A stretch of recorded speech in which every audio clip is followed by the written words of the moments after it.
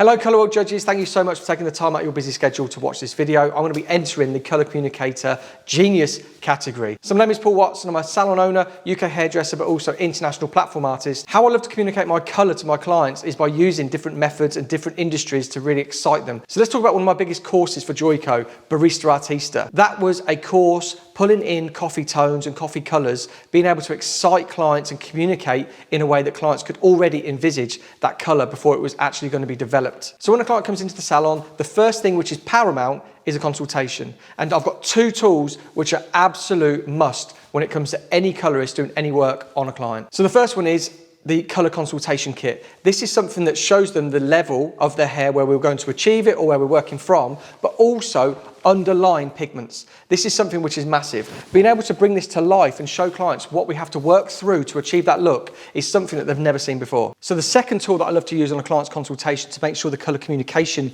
is there is my colour match kit. So what the colour match kit allows me to do is communicate to the client and show them instantly what colours are going to work for their skin tone, eye colour, but also their daily makeup.